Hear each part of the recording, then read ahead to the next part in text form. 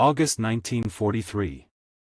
A typhoon hits a U.S. military base in the Pacific.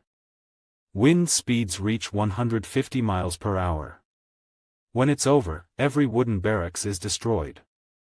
Roofs torn off. Walls collapsed. 300 soldiers without shelter, 6,000 miles from home. But one type of building stands untouched. Not a single panel damaged. A curved steel structure that looked ridiculous. Engineers said it would fail. It didn't. This is how the Quonset hut survived what nothing else could. When America entered World War II, the military needed bases across the Pacific immediately. The standard solution was wooden barracks. Simple, fast to build, familiar. The problem was the Pacific environment destroyed them almost as fast as they went up. The tropical heat and humidity rotted wood in months. Termites consumed support beams from the inside. Buildings that looked solid would suddenly collapse. Maintenance crews couldn't keep up with the decay rate. Then came the typhoons. Pacific storms with sustained winds over 100 miles per hour. Rectangular wooden buildings acted like sails.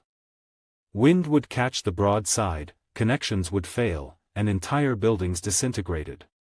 During one typhoon in 1943, a single base lost over 200 buildings in hours. The shipping problem was just as critical. Every piece of lumber had to be shipped thousands of miles across submarine-infested waters. Cargo space was desperately needed for ammunition and fuel. The military needed buildings that required minimal shipping volume, could be assembled in hours by non-experts, and could survive typhoons. The specification seemed impossible. Enter engineer Peter Mellon at Quonset Point Naval Air Station. His solution was radical. Instead of fighting wind with a rectangular structure, build a half-cylinder. A simple curved arch of corrugated steel anchored directly to the ground. No separate walls and roof, just one continuous curve. No complex framing, the corrugated steel provided all the structural strength. Military architects hated it. It looked like a drainage pipe. The curved walls meant lost usable space. The all-metal construction would be blazing hot in summer. The design was too simple, surely something so basic couldn't work, but Mellon understood physics the architects missed. The half-cylinder presents minimal surface area to wind from any direction. Wind hitting the curved surface deflects over and around instead of catching and pushing. An arch converts loads into compression forces along the curve, which steel handles perfectly. The corrugations add rigidity preventing buckling. The entire structure acts as one integrated unit with no weak connection points. The shipping efficiency was revolutionary. A complete 20 by 48 foot Quonset, big enough for 15 to 20 men, packed into a space the size of a pickup truck bed. Compare that to the lumber volume for an equivalent wooden barracks. A crew of 8 non-specialists with basic tools could erect a complete Quonset in under 8 hours. No welding, no heavy equipment, no skilled carpentry required. The real test came during typhoon season 1943. Bases now had a mix of wooden barracks and Quonset huts. When typhoons hit, the results were undeniable. At one base in the Philippines, a typhoon with 140 mile/hour sustained winds hit directly. Every wooden building was destroyed or severely damaged. The Quonset huts remained standing. Not just standing, virtually undamaged. A few panels had minor dents where debris struck them. That was it. Troops who'd been housed in Quonsets rode out the storm inside.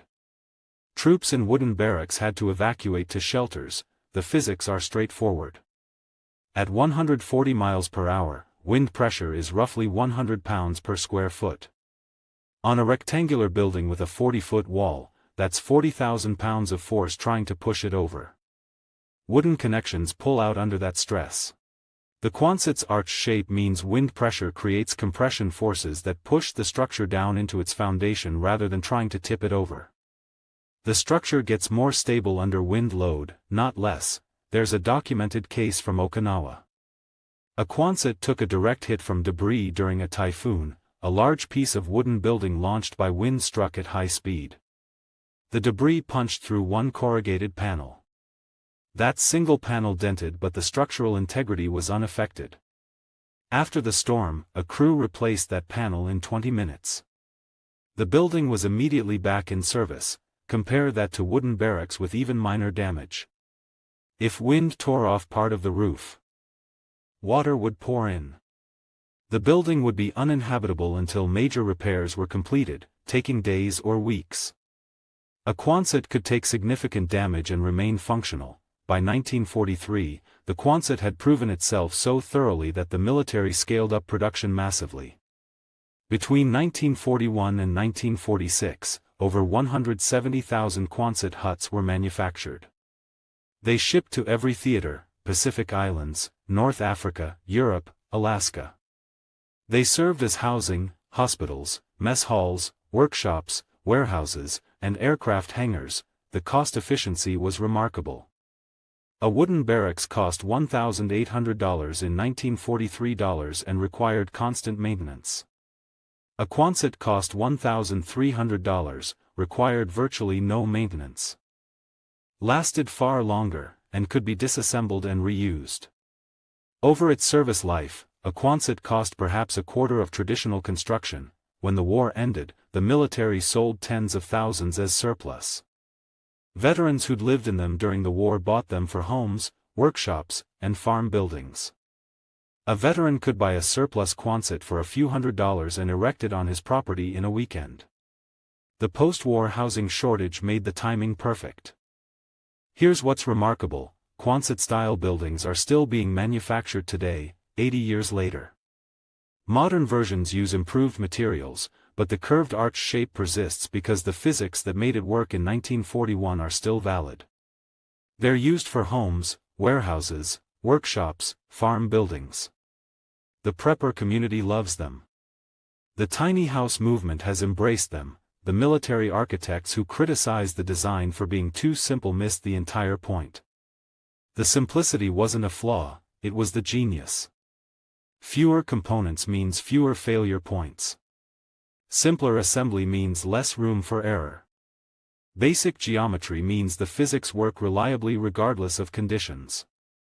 The Quonset hut saved countless lives during World War II by providing shelter that didn't fail when everything else did. Troops who slept safely through Pacific typhoons while wooden buildings disintegrated around them understood the value. And that value continues today. Sometimes the best solution really is the simplest one. Sometimes the design that looks wrong turns out to be exactly right. And sometimes an engineer with 60 days and an impossible problem creates something that lasts forever. February 1945, 20,000 feet over Germany. Ball turret gunner Staff Sergeant James Wilson's oxygen hose ruptures during a fighter attack. The thin air at this altitude gives him maybe 3 minutes of consciousness. But the hydraulics are damaged. His turret won't rotate back to the entry position. He's trapped inside a plexiglass sphere with oxygen running out, and the mission has 6 more hours to go. He survived. This is how, at 20,000 feet, the air contains about half the oxygen available at sea level. Your body cannot sustain consciousness. Without supplemental oxygen, you have roughly 60 seconds of useful consciousness before confusion sets in. Within 3 minutes, you'll pass out. Within 10 to 15 minutes without oxygen, brain damage occurs. Within 30 minutes, you're dead. Ball turret gunners depended entirely on oxygen supplied through a hose running from the aircraft's main system down through the narrow tunnel into the turret. The hose had to be long enough to allow the turret to rotate fully. But length made it vulnerable. Combat damage, sharp movements, or equipment failures could rupture or disconnect it. The emergency backup was a small oxygen bottle mounted inside the turret, a walk-around bottle designed to give you maybe 10 to 15 minutes of air if your main hose failed. Just enough time to get the turret rotated back to the exit position. Crawl out and connect to another oxygen source in the main fuselage, but Wilson's turret wouldn't rotate. The hydraulic lines that powered turret movement had been hit by the same flak burst that ruptured his oxygen hose. He could manually crank the turret using the backup hand crank system, but that took 15 to 20 minutes of exhausting work. His emergency bottle had maybe 12 minutes of oxygen. The math didn't work. Here's what made his situation even worse. The rest of the crew couldn't help him. The ball turret was a completely isolated position. Nobody could reach him from inside the aircraft while he was in the turret. To get him out, the turret had to rotate to align the entry hatch with the fuselage opening. Without hydraulics, only he could crank it into position from inside. If he passed out from oxygen deprivation while trying to hand crank the turret, he would die in that sphere and nobody could reach him. Wilson had one advantage most ball turret gunners didn't have: he'd grown up at high altitude in Colorado. His body had adapted to function on less oxygen than someone raised at sea level. This physiological adaptation, called hypoxic tolerance, meant he could potentially remain conscious slightly longer than the typical 3-minute window at 20,000 feet, but he also knew something critical from his training: oxygen deprivation affects your judgment before you lose consciousness. Hypoxia makes you confused, impairs decision-making, and creates euphoria that makes you think everything is fine even as you're dying. Hypoxia kills you by making you too confused to save yourself. Wilson made a split-second decision that violated every instinct. Instead of immediately switching to his emergency bottle and starting the desperate hand crank procedure, he stayed on the ruptured main oxygen line for another 30 seconds while he methodically checked every connection point in the oxygen system inside his turret. He was gambling that the rupture wasn't complete, that some oxygen was still flowing through the damaged hose, even if not enough to sustain consciousness indefinitely. Those 30 seconds cost him precious time, but the information was critical. If he could determine where the rupture was and how much oxygen was getting through, he could calculate whether he had any option beyond the emergency bottle's 12-minute limit. His gamble paid off. The main hose was partially torn, not completely severed. Oxygen was flowing, but at maybe 40% of normal rate. Not enough to sustain consciousness indefinitely, but enough to extend his useful time significantly if he could control his breathing and exertion rate. Wilson switched to his emergency bottle and immediately began the hand crank procedure to rotate the turret. But instead of cranking frantically, which would have burned through oxygen faster, he cranked slowly and deliberately. Every few cranks, he would stop, rest for 10 seconds, breathe slowly, and let his oxygen saturation recover slightly before continuing. This was counterintuitive. Every instinct screamed to crank as fast as possible before the oxygen ran out. But Wilson understood the physiology. Exertion burns oxygen. Panic breathing burns oxygen. Slow, controlled effort conserves oxygen. He was betting that slow progress with efficient oxygen use would get him further than fast progress with rapid oxygen depletion. After 8 minutes of careful hand cranking, Wilson had rotated the turret about 60 degrees, roughly halfway to the exit position. His emergency bottle gauge showed less than 3 minutes of oxygen remaining. The math was obvious. He couldn't complete the rotation before his oxygen ran out. He faced an impossible choice. Option 1, continue hand cranking until his emergency bottle ran out, then switch back to the partially ruptured main oxygen line and hope the reduced oxygen flow would sustain consciousness long enough to complete the rotation. The risk was passing out from hypoxia before reaching the exit position. Option 2, stop cranking now, switch back to the main hose, breathe the reduced oxygen flow, and wait for the aircraft to descend to lower altitude where the thin air wouldn't require supplemental oxygen. The risk was the mission might not descend for hours, and gradual oxygen deprivation would eventually cause him to pass out anyway. Wilson chose a third option nobody had trained him for. He used his emergency bottle to buy himself a detailed assessment of his exact physical state. He checked his pulse, elevated but not dangerously high. He checked his mental clarity by doing math calculations in his head, still functioning. He checked his field of vision, no tunneling yet. He was hypoxic, but not critically so. He switched back to the main line with the partial flow. The reduced oxygen hit him immediately, slight dizziness, a feeling of breathlessness. But he remained conscious. He resumed hand cranking, even slower now, stopping every 3 cranks to rest and breathe. His calculated bet was that the partial oxygen flow plus his hypoxic tolerance plus carefully controlled exertion would keep him conscious just long enough to complete the rotation. The crew and the main fuselage had no idea what was happening. Wilson's intercom connection had been damaged along with the oxygen and hydraulics. They knew his turret was stuck because they could see it hadn't returned to the stowed position.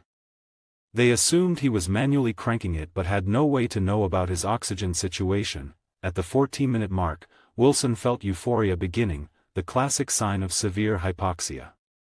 His brain, starved for oxygen, was creating false feelings of well-being. This was the danger point. Hypoxic euphoria kills pilots and climbers regularly because it makes you feel fine even as you're dying, but Wilson recognized it. That recognition meant he still had enough brain function to override the false signals. He forced himself to keep cranking.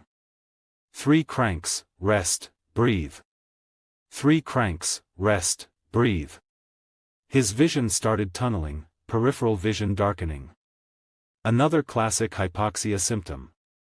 He was maybe 60 seconds from losing consciousness. At 16 minutes, the turret clicked into position. The entry hatch aligned with the fuselage opening. Wilson unstrapped, disconnected from the main oxygen line, and crawled through the hatch on pure adrenaline with maybe 15 seconds of consciousness remaining. Hands grabbed him from inside the fuselage, pulled him through, slammed an oxygen mask on his face connected to the main aircraft system. Wilson regained full consciousness after about 2 minutes on good oxygen. Medical check when they landed showed no permanent damage. His calculated risk-taking and physiological understanding had saved his life. But the real story is what the Army Air Force learned from his survival. After Wilson's incident report, the Air Force modified ball turret oxygen systems on newer B-17 models. They added redundant oxygen bottles with independent supply lines. They improved the durability of oxygen hose routing to make ruptures less likely. They added quick disconnect fittings so a gunner could detach from a damaged line and switch to backup supply in seconds rather than fumbling with threaded connections. More importantly, they changed the training. Gunners were now specifically trained on hypoxia recognition, controlled breathing techniques, and calculated decision-making under oxygen deprivation. Wilson's slow hand crank method became part of official emergency procedures. The manual specifically instructed that if oxygen was limited, slow cranking with rest intervals was more effective than rapid continuous cranking. The modifications and training changes came too late for most of the war, but they influenced post-war military aviation. Modern military aircraft oxygen systems include multiple redundancies, automated backup systems, and sophisticated monitoring specifically because incidents like Wilson's proved that oxygen system failure in combat was a critical vulnerability. Wilson's survival came down to 3 factors. First, his physiological advantage from growing up at altitude gave him extra tolerance. Second, his understanding of hypoxia let him recognize symptoms and manage his condition. Third, and most important, his ability to override instinct and make calculated decisions under life-threatening stress. That third factor is what separates survival from death in extreme situations. Panic kills. Instinct often kills. Calculated risk-taking based on understanding your actual condition and resources, that's what saves lives. Wilson had maybe 16 minutes from oxygen failure to reaching safety. He used those minutes more effectively than someone with better equipment and more oxygen would have if they panicked. The ball turret was the most isolated, most vulnerable position on a B-17. But gunners like Wilson proved that even in that position, with equipment failures that should have been fatal, survival was possible through knowledge, discipline, and calculated decision-making. His 6 hours trapped at 20,000 feet, most of it on partial oxygen after his emergency bottle ran out, became a case study in how to survive the unsurvivable. At 4 o'clock hours on February 7, 1945, Corporal James Theodore Mackenzie crouched in a shell crater about 200 yards behind the American lines near Bastogne, Belgium. The cold was vicious, relentless. The thermometer had sunk to 14 degrees below zero, the kind of cold that stole your breath and made fingers feel like they belonged to someone else. Clutched in his gloved hands, a dented canteen cup held a crude mixture of axle grease and diesel fuel, sloshing faintly as he stirred it with a screwdriver. The plan he had meticulously devised over the past 3 weeks seemed insane. Impossible. And yet, in Mackenzie's mind, it was the only chance to stop the steel monsters rolling toward their lines. At just 22 years old, with 11 months of combat already etched into his face and 2 Purple Hearts pinned to his chest, Mackenzie had learned one hard truth: the war didn't reward patience or caution. It rewarded ingenuity, decisiveness, and a willingness to embrace risk when everything else had failed. He had watched the German Tiger tanks in horror over the past month. The monstrous vehicles, with frontal armor up to 180 mm thick, shrugged off bazooka rounds like mere irritations. American tank destroyers could barely dent them, and Sherman crews, well, Mackenzie had seen them wiped out, one after another, their tanks shredded before they even had a chance to aim properly. Behind him, Sergeant Frank Holloway shifted uneasily, arms crossed, eyes scanning the horizon as though willing the younger man's plan to dissolve into common sense. "You're wasting your time, Mac," Holloway said, his voice a rasp against the frozen wind. "We need you on the machine gun, not playing chemist with kitchen supplies." Mackenzie didn't look up. He'd been thinking about this for weeks. Ever since he had seen a Tiger tank casually shrug off 6 bazooka rounds in a matter of seconds, he had begun to calculate alternatives. This was no mere hunch, it was mechanical analysis combined with the intuition born of living in northern Minnesota, where winter temperatures regularly plunged to 40 below. He knew what happened to machinery when lubricants froze. He knew what happened to moving parts when the grease hardened in extreme cold. "You think anyone's going to let us try it?" Holloway asked, skepticism threading his words. "That's the problem," Mackenzie muttered. He glanced down at the mixture in the canteen cup. "We don't need permission. We need results." The Battle of the Bulge had been raging for 53 brutal days, with the Germans pressing their advantage, sending wave after wave of infantry and armor toward the American positions. Intelligence reports had warned of an 8 Tiger push aimed directly at their sector. If even half reached their positions, it could mean death for the entire company. Mackenzie's mind played through the statistics as he stirred the mixture again. 1 Tiger could destroy 5 Shermans before taking significant damage. That math was not just brutal, it was lethal. And the German crews knew it. The Americans knew it. Morale was bleeding out, one mangled foxhole at a time. For days ago, Mackenzie had witnessed the horrifying precision of these armored behemoths. A Tiger had parked itself 300 yards from their line, seemingly invincible. For 2 hours, it methodically demolished machine gun nests, mortar pits, and supply dumps, each shot a calculated message of dominance. When it finally withdrew, 14 American soldiers lay dead, forward positions flattened. That night, huddled in his frostbitten cot, Mackenzie began thinking about axle grease. Now, Holloway's skeptical eyes were fixed on the dented canteen. "And you plan to do what, exactly? Pour it into the turret?" "No," Mackenzie said, finally lifting his gaze. "I'll spray it on the turret ring." Holloway's brow furrowed. "You're insane. That gap's tiny. That's the bearing, the turret bearing. If you get anywhere near it, you'll be crawling under a tank that can crush you without thinking twice."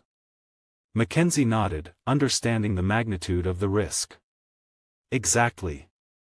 But if I can get the mixture into that gap, it'll seep down into the bearing race, mix with the grease, and when the temperature drops tonight, it'll freeze solid. Turret won't rotate.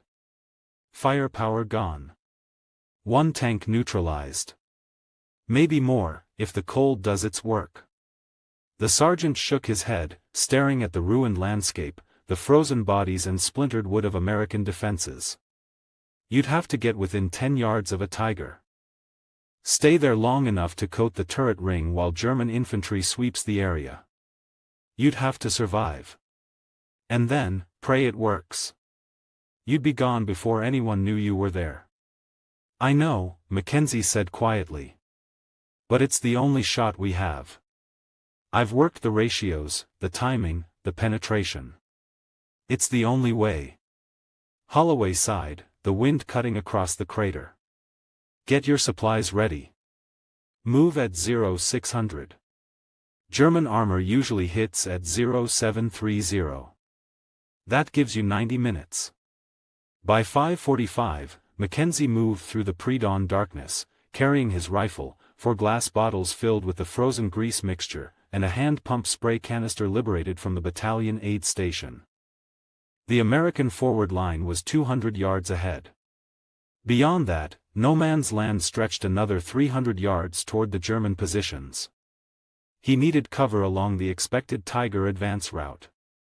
He needed a shell crater or a ruined building where he could remain unseen until the perfect moment. By 6:15, he found a partially destroyed farmhouse, its roof collapsed but cellar intact.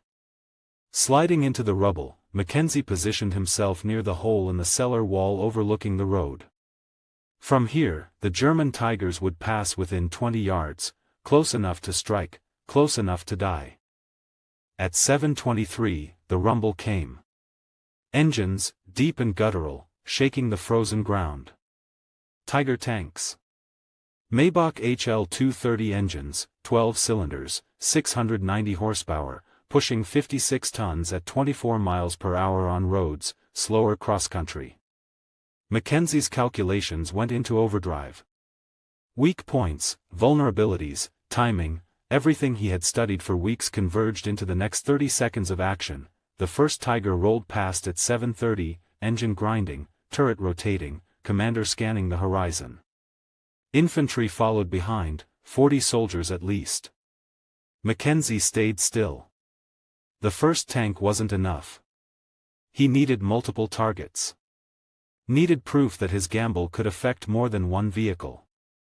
Seconds later, the second Tiger appeared. Then a third. And a fourth. 5 Tigers in total, strung along the road, crushing earth and morale beneath their tracks. Mackenzie counted them carefully, noting speed, distance, and the dispersion of infantry. Timing was everything. Wait until the last squad of German infantry passed, move while they were distracted.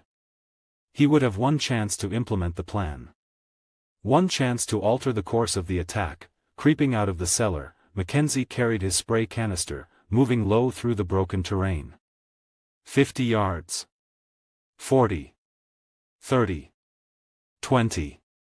The Tiger's engine roared, covering his movements. 10 yards. Exhaust hot on his face. Crawling under the massive machine. He aimed the spray canister at the turret ring and began pumping. The mixture sprayed out in a fine mist, seeping into the bearing. 3 bottles emptied, then the fourth. 70% of the circumference covered, enough, he hoped, to disable the turret. Dropping the canister, he began retreating, a German voice shouted. Mackenzie rolled behind rubble, fired, dropped 2 soldiers, then ran toward the American lines. The Tiger's assault began in earnest. Shells screamed, gunfire shredded the landscape. And somewhere, in that chaos, the frozen grease was taking hold. At 8 o'clock, Mackenzie returned to the American lines. Holloway approached, awe in his eyes. The fourth Tiger, the one he had coated, was immobile. Turret frozen. Commander shouting orders that could not be executed. Temperature dropping, crystallizing the grease further. One tank neutralized, and the war of mechanics and ingenuity had begun. For the first hour, Mackenzie didn't speak. He watched as his gamble unfolded, a single man's desperate experiment shaking the advance of one of the most fearsome machines of the war. 4 out of 5 Tigers would eventually seize up, the Germans unable to comprehend the sudden mechanical failures. Without turret mobility, the tanks were steel coffins. American forces began firing from prepared positions, halting the German advance. Mackenzie's frozen grease trick had worked. By noon, the battalion understood what had happened.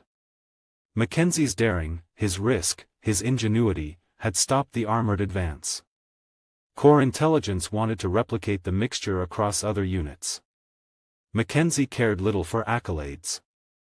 He cared only that his squad survived, that lives were spared by the strange alchemy of grease and diesel, frozen under a Belgian winter sky. By 12:30, the snow-covered fields outside Bastogne had become a chaotic tapestry of war, steel, fire, and ice.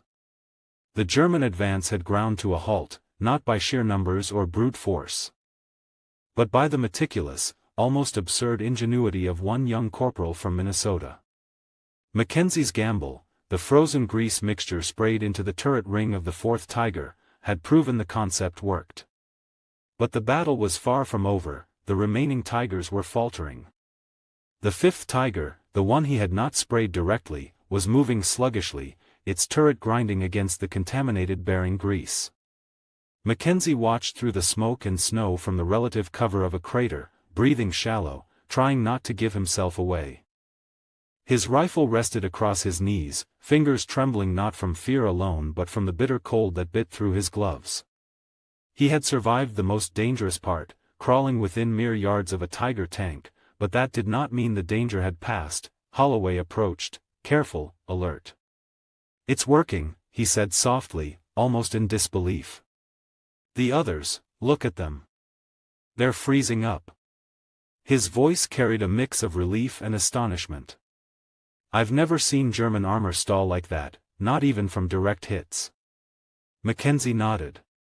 "It's not the shots. It's the cold. The grease. Once it crystallizes, there's nothing they can do to move the turret." He felt a grim satisfaction, tempered by the knowledge that the Germans' infantry still pressed forward, using the immobilized Tigers as cover. One misstep, one bullet, and he could still die. Across the frozen landscape, the Tigers began to experience mechanical havoc.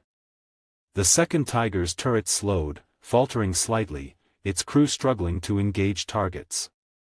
Mackenzie watched, analyzing every movement, calculating every potential outcome. By 9:45, the 3rd Tiger had completely seized, its turret locked solid. The crew frantically tried to operate the hydraulics, banging levers and pulling on mechanisms, but the mixture had penetrated too deeply, crystallizing in the extreme cold. The engines roared, tracks grinding against frozen earth. But the tanks were effectively immobilized weapons, threats without function. Mackenzie felt a chill that had nothing to do with the weather. He realized that his gamble had not only neutralized German armor but had shifted the entire dynamic of the battlefield. Where before the Tigers had been nearly unstoppable, now they were vulnerable, their crews bewildered and frustrated. Infantry, dependent on armored cover, found themselves exposed. And the Americans, hidden in prepared positions with tank destroyers ready, could now take aim at immobilized steel. The battle raged around him. Artillery shells screamed overhead, plumes of snow and earth erupting from frozen ground. Mortars fired in rhythmic volleys, the cracks echoing across the valley. Mackenzie's squad took casualties, men falling where they stood, the snow turning red in places. But the Tigers' incapacitation created gaps in the German lines, and 3rd Squad exploited them. Machine guns opened up, taking advantage of the immobilized armor to suppress enemy infantry. Mortars targeted clusters of soldiers that had relied on the tank's firepower for cover. Holloway crawled over to Mackenzie, keeping low. "You did this," he said, almost in a whisper. "Your work. That Tiger there, the 4th one, is dead in the water." He nodded toward the tank, turret frozen, commander screaming orders that could not be executed. "It's like someone hit pause on the battlefield." Mackenzie allowed himself a brief exhale. He could see the immediate effects of his work. The Germans were improvising desperately. Crews dismounted from immobilized Tigers, attempting to repair the mechanisms. Soldiers scrambled over the frozen ground, trying to shield their commanders and regain control. But nothing worked. The extreme cold had locked the grease in place, turning the finely tuned machinery of the turret into an immovable mass. By 10:30, the results were undeniable. 4 out of 5 Tigers were effectively neutralized. Unable to rotate their turrets and, in effect, blind to everything outside a narrow frontal arc, American tank destroyers, hidden in prepared positions, took full advantage, hitting 2 Tigers directly from the side. Fire and smoke erupted from their turrets, and the crews abandoned the vehicles in panic. The remaining 2 tanks retreated, abandoning the attack entirely, while their crews attempted to reorganize as infantry. Mackenzie watched it all, tension and adrenaline coursing through him, knowing the danger was far from over. Meanwhile, the Americans were exploiting the frozen landscape, artillery and small arms fire synchronized with the immobilized German armor. Mackenzie's gamble had turned what would have been a near-certain disaster into a defensive opportunity. But the battle demanded vigilance. Any misstep, and the remaining Tiger could wreak havoc. Any oversight, and Third Squad could be wiped out. He stayed crouched in the snow, eyes scanning every movement, calculating angles, tracking enemy soldiers and armored vehicles. As the morning wore on, Lieutenant Morrison arrived on the forward line, surveying the battlefield with a mixture of disbelief and awe. "Sergeant Holloway tells me you had something to do with those Tigers jamming," he said, voice steady but incredulous. "And that you went forward without orders, exposed yourself to enemy fire, implementing some kind of chemistry experiment?" Mackenzie didn't respond immediately. He simply watched as the battlefield unfolded, the snow swirling around burning tanks and retreating soldiers. Holloway spoke for him. "Yes, sir. That's his work. And it saved us." Morrison remained quiet for a moment, processing the gravity of what had happened. Then, he spoke with measured approval. "Corpus Intelligence wants to know more. They're calling your grease mixture a battlefield innovation. They want to replicate it, distribute it to other units.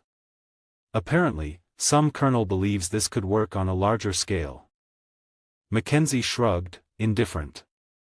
The accolades mattered less than the fact that Third Squad had survived, that the German advance had stalled, that lives had been spared. He had risked death for a mechanical theory, and it had worked. The frozen grease trick was real, lethal in its simplicity, and utterly effective. May 6, 1944. Atlantic Ocean, 20 miles west of the Cape Verde Islands. The sea was glass calm, the moon full, the stars cold and merciless. Beneath them, the USS Buckley. DE-51 cut a white V through the still water, her twin screws churning the dark Atlantic into silver foam. On her bridge stood Lieutenant Commander Brent Abel, 34 years old, lean, sunburned, and running on black coffee and nerves. He had commanded Buckley barely a year, yet tonight he was about to fight the strangest battle in the history of modern naval warfare. At 0216 hours, the radio crackled. The nasal voice of a Grumman TBF Avenger pilot filled the bridge. "Contact sighted, surface sub, bearing 160 degrees 20 miles ahead, west of Cape Verde. She's on batteries, charging, low speed." Abel's grey eyes narrowed. "Plot it," he ordered. "Sound general quarters." Klaxons wailed through the ship. Men tumbled from bunks, boots half-laced, helmets pulled over bare heads. Buckley's decks hummed as the gun crews ran to their 3-inch mounts, 40mm Bofors and 20mm Oerlikons. The pilot's sighting could mean only one thing: a German Type 9, C/40, U-boat, and not just any boat. Intelligence had reported U-66, commanded by Korvettenkapitän Gerhard Seehausen, operating near these waters. U-66 was a killer, credited with 33 Allied ships sunk, over 200,000 tons lost to the deep. She had terrorized convoys from the Caribbean to Freetown. If that was the boat ahead, Buckley was about to meet one of the deadliest predators in the Atlantic. "Flank speed," Abel said. "All ahead. 23.5 knots. The destroyer escort surged forward, bow cutting through the moonlit swells. At 0300 hours, the Avenger above continued shadowing, radioing small course corrections. U-66 was on the surface, diesel engines roaring, recharging batteries after 4 months at sea. Her crew was exhausted, her airfoul, her morale thin. They expected to meet a Milchku supply submarine, not an enemy. At 0308, 3 red flares arced into the sky, a recognition signal. The Germans believed Buckley was their rendezvous. Abel's lips twitched in disbelief. Hold fire, keep closing. 4,000 yards became 3,000, 2,000, 1,000. Then, as the Americans closed within musket distance, U-66's lookouts realized the silhouette slicing towards them wasn't German. Achtung! Zerstörer! Someone shouted. A flash burst from her bow tube. Torpedo in the water! Starboard bearing! Hard left rudder! Abel roared. Buckley heeled, foam spilling over her rails. The torpedo hissed past, close enough for men on deck to hear its propellers whining. Seconds later, it detonated harmlessly in the ship's wake. Range 2,000 yards. Open fire. The first salvo from Buckley's forward 3-inch battery roared. The rounds streaked over the water and smashed into U-66's forward deck, blowing her 88mm gun into a fireball. Her bridge erupted in sparks. Now every gun aboard Buckley joined in. 3-inch, 40mm, 20mm, even small arms fire from the bridge wings. The night turned white with tracer fire. The destroyer escort's gunners poured over 100 rounds of high explosive shells and thousands of cannon rounds into the submarine's silhouette. U-66 replied desperately with machine gun bursts, but most went high, whistling through Buckley's rigging. At 0324, the U-boat fired another torpedo from her stern tubes. "Fish off the stern," shouted the sonar operator. Abel yanked the helm hard to starboard. The torpedo foamed across their bow, missing by seconds. The range closed to yards, mere yards. The two ships were racing side by side now, their guns so close the tracers seemed to cross mid-air. Abel's voice cut through the chaos. "Keep hammering!" U-66's conning tower was burning. Flames licked through the railing. German sailors, faces ghostly in the firelight, tried to man their deck guns, but were torn apart by 20mm bursts. 16 minutes of continuous gunfire left Buckley's decks, littered with hot brass. The air reeks of cordite. Then the moment came when no more distance remained. "Range 20 yards!" shouted the helmsman. Abel made a decision that hadn't been made in modern naval combat for a century. "Hard right rudder! Ram her!"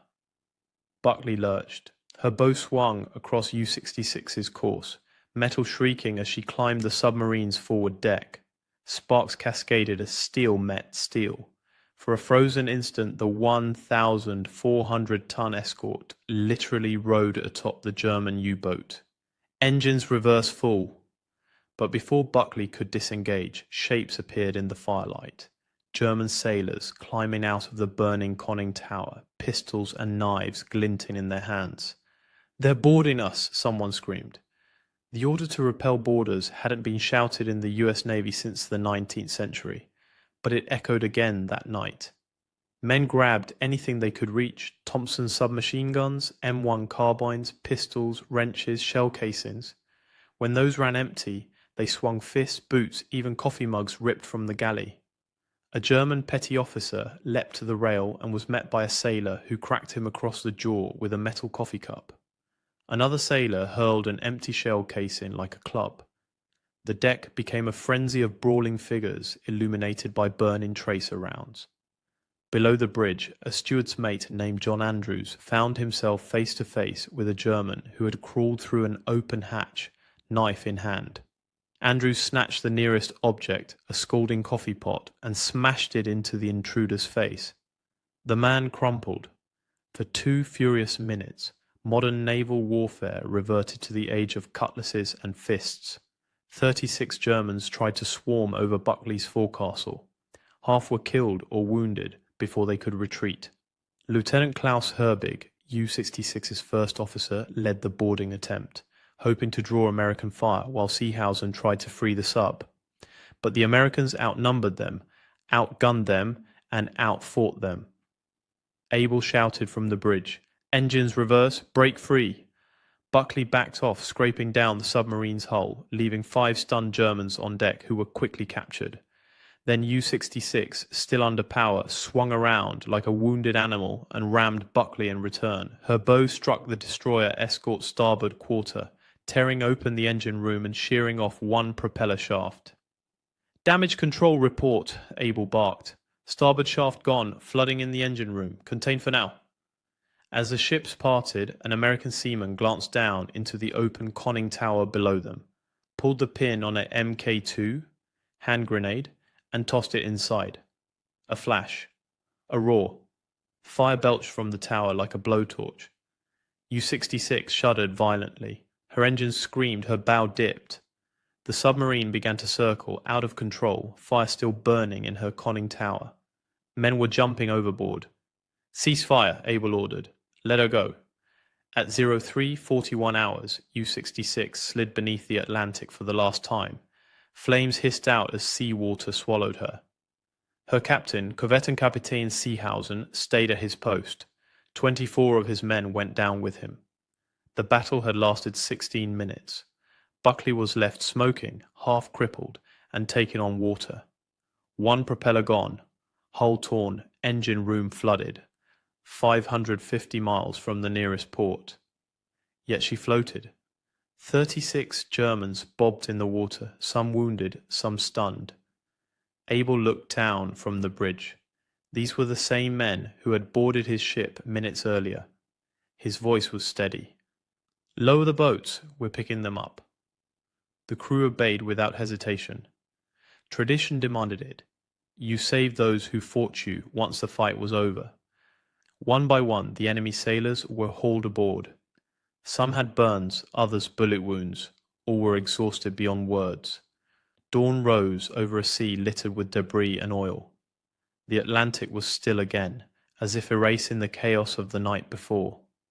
Buckley's crew gathered on deck, silent, staring at the spot where U-66 had gone down. The smell of smoke clung to their uniforms. Chief Engineer William Dixon approached the bridge. "Sir, flooding's contained, but we've lost the starboard shaft completely. Port engine's still running, but she won't take more than 12 knots. Abel nodded. "Then 12 knots it is. Plot a course for New York."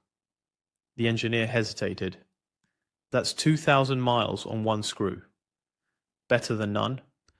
The radio officer handed Abel a fresh message. Confirmation that USS Block Island and her escort group would rendezvous within hours. The carrier's aircraft had been the ones that spotted U-66 in the first place. They'd provide cover on the long, limping voyage home. Abel stepped to the bridge wing. The sea breeze was warm, thick with diesel and salt. Behind him, his men were tending to the wounded Germans, offering water, cigarettes, blankets. Some of the prisoners stared at the Americans in disbelief, as though unable to comprehend kindness so soon after bloodshed. A boatswain's mate whispered to another, "You ever think you'd fight Krauts with coffee mugs?" The other man laughed weakly. "Hell, I didn't think I'd live to drink from one again." By noon, Buckley was steaming eastward at 12 knots, her patched hull groaning, her decks streaked with soot. The Atlantic stretched endless and empty ahead. The battle was over. The journey home had only begun. At 2:16 on May 6, 1944, Lieutenant Commander Brent Isle stood on the bridge of USS Buckley as an Avenger pilot radioed urgent coordinates. German submarines surfaced 20 miles ahead, west of Cape Verde Islands. Abel was 34 years old, with 11 months commanding this destroyer escort, but Buckley had never faced a U-boat this close. The submarine ahead was U-66, the 7th most successful U-boat in the entire war. 33 Allied ships sunk, over 200,000 tons sent to the bottom. Abel ordered flank speed, 23.5 knots. Buckley cut through calm Atlantic waters under bright moonlight. Perfect conditions for a surface engagement. The Avenger stayed overhead, feeding course corrections every few minutes. U-66 was recharging batteries, waiting for a supply submarine. She'd been at sea since mid-January, nearly 4 months without resupply. Her crew was exhausted, low on fuel, desperate. At 03:08, 3 red flares shot up from the submarine. Recognition signal. The Germans thought Buckley was their supply boat. Abel held fire, kept closing. 4,000 yards became 3,000, 2,000. The gamble worked until U-66's lookouts realized their mistake. A torpedo launched. Buckley turned hard left. The fish passed down the starboard side, missing by yards. At 0320, Able opened fire. First salvo from the 3-inch guns hit U-66 forward of the conning tower. Direct hit. The submarine's deck gun was knocked out. All of Buckley's weapons engaged, 3 in, 40mm, 20mm. The U-boat returned fire with machine guns, but most rounds went high. Buckley's gunners hammered the conning tower, hit after hit. At 0324, U-66 fired another torpedo from her stern tubes. Able saw it coming, turned hard right. The torpedo crossed ahead of Buckley's bow. Close. The range closed to 20 yards. Parallel course. Point-blank fire raked U-66 from stem to stern. The submarine's conning tower was on fire. Germans were visible through the flames trying to fight back, but Buckley's guns were overwhelming. 105 rounds of 3-inch shells, 2,700 rounds of 20mm, 418 rounds of 40mm, all in 16 minutes. What happens when a destroyer escort runs out of distance to shoot? Please hit the like button. It helps others discover these stories and subscribe. Back to Abil's decision at 0329. At 0329, Able made a choice no destroyer escort commander had made in modern naval warfare. Hard right rudder ram the submarine. Buckley's bow rolled up onto U-66's foresail and stayed there. The two vessels locked together, steel grinding against steel. Then Germans started climbing out of the conning tower. Some carried pistols, some had knives. They swarmed onto Buckley's forecastle. The Americans thought they were being boarded. What happened next hadn't occurred in the United States Navy for over a century. Hand-to-H hand, combat on the deck of a warship. Buckley's crew grabbed whatever they could find. Thompson submachine guns, M1911 pistols, rifles. But when those ran empty, sailors fought with fists, with 3-inch shell casings, with coffee mugs from the galley. One German made it inside the ship, reached the wardrobe. A steward's mate beat him back with a coffee pot. The fight lasted 2 minutes. Germans fell, Americans fell. Klaus Herbig, U-66's first officer, led the boarding party from behind the anchor windlass. He was trying to create a diversion, give his captain time to break free, but there were too many Americans, too much firepower. Herbig and his men shouted for surrender. Able ordered engines reversed. Buckley backed away from U-66, leaving 5 armed Germans on deck. They were subdued immediately, but U-66 wasn't finished.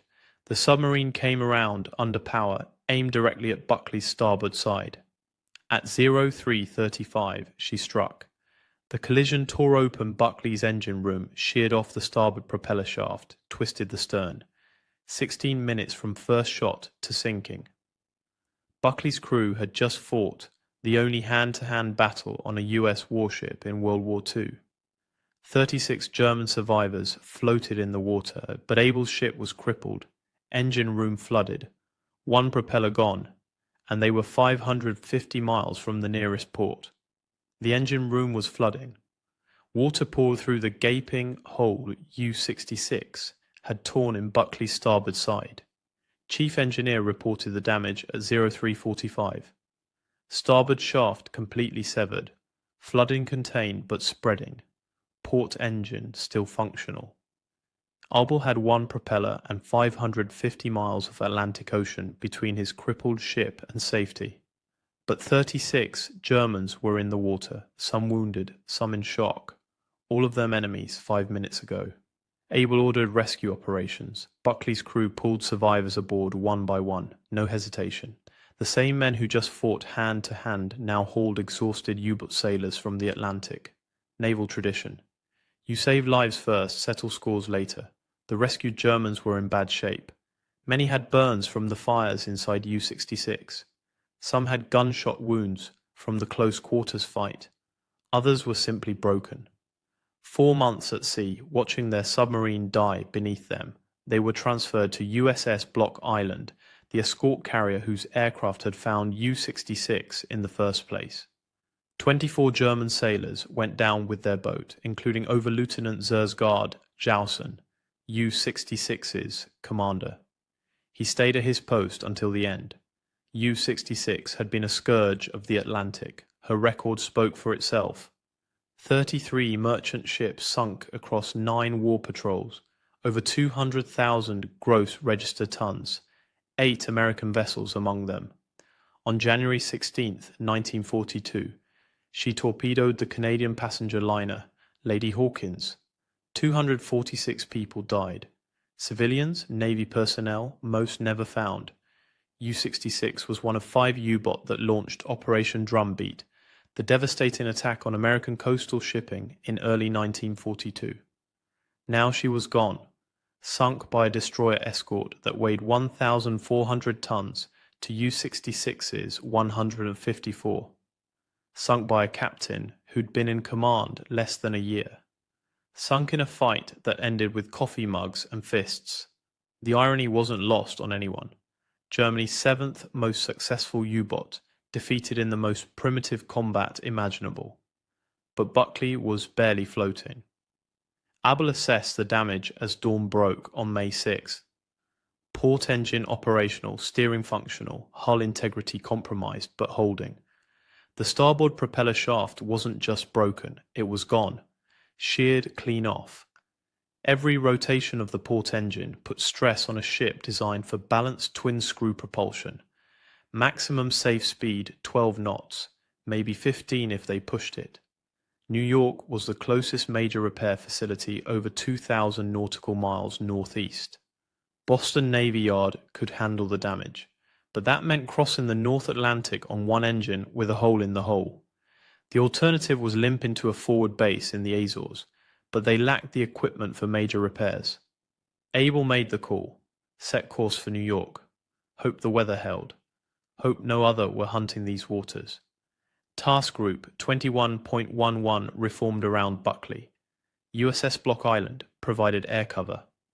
2 other destroyer escorts took screening positions. They were exposed out here.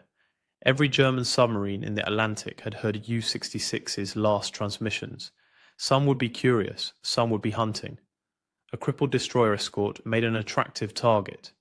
The damage control teams worked through the morning, shoring up bulkheads, pumping water, welding temporary patches over the worst holes. The engine room crew monitored the port engine constantly. Any failure now meant dead in the water, helpless. The Atlantic in May 1944 was still a war zone. The Allies were winning, but Hubert still proud, still hunted, still killed. By noon, Buckley was making 13 knots. Steady course. The hull patches were holding. But every sailor aboard knew the truth. They were lucky. U-66 could have put a torpedo into Buckley instead of ramming, could have disabled both engines, could have left them sinking instead of just crippled. The hand-to-hand fight made headlines later. The ram made history books. But the real story was simpler. Buckley survived because Abel had made the right decisions at the right moments, and because his crew had fought with everything they had, including the coffee mugs. Abel stood on the bridge watching the horizon. They had 6 days of slow sailing ahead. 6 days vulnerable. 6 days hoping the Atlantic stayed calm and the U-boat stayed away. His ship had just won the most unusual naval engagement of the war. But winning didn't mean safe. Not yet. Not with 1,500 miles still to go. The first 24 hours were critical. Buckley maintained 13 knots on one engine, steering a careful course northeast. The welded patches on the hull held, but the engineering crew monitored every seam.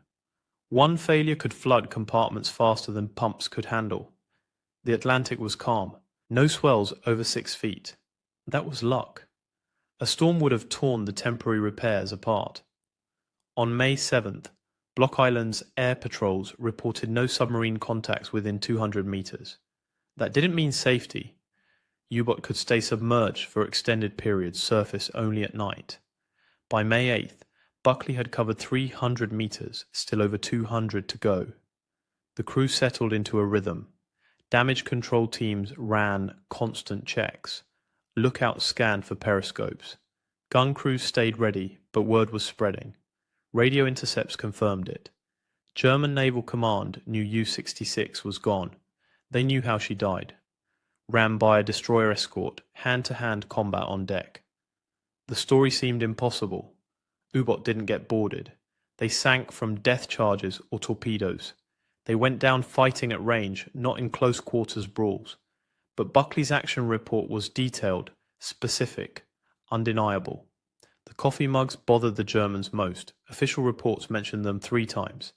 Ammunition expended included several General Mess coffee cups. That line appeared in the US Fleet Anti-Submarine Bulletin in June 1944. American sailors had thrown their breakfast dishes at one of Germany's most successful submarine crews. And it had worked. Some wounds on the German survivors were confirmed caused by ceramic impacts, coffee mugs, in naval combat in 1944. The hand-to-hand fighting lasted approximately 2 minutes. According to Buckley's action report, but those 2 minutes rewrote assumptions about modern naval warfare.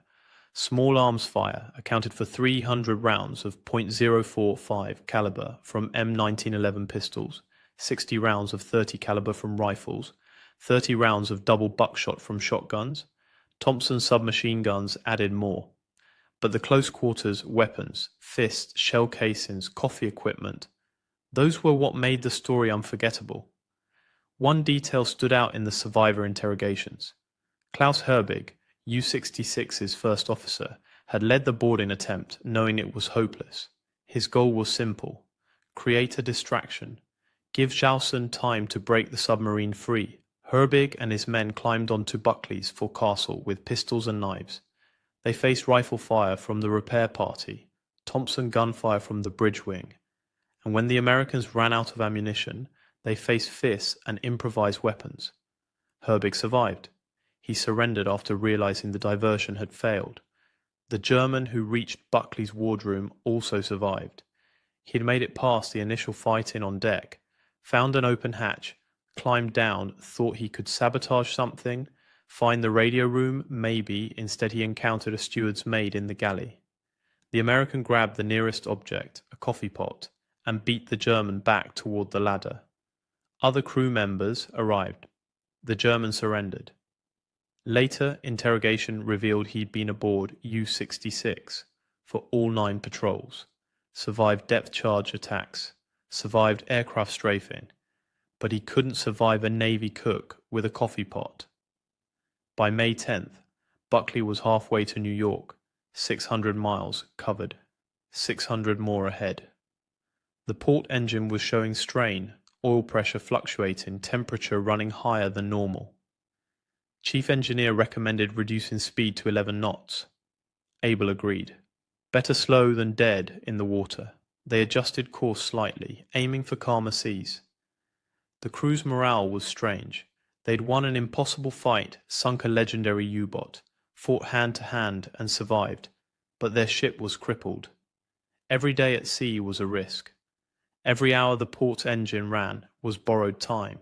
They celebrated quietly. No loud talk about the battle, just acknowledgement. They'd done something nobody else in the US Navy had done in over a century. Repelled boarders on a warship in the Atlantic with coffee mugs. On May 11th, a new concern emerged.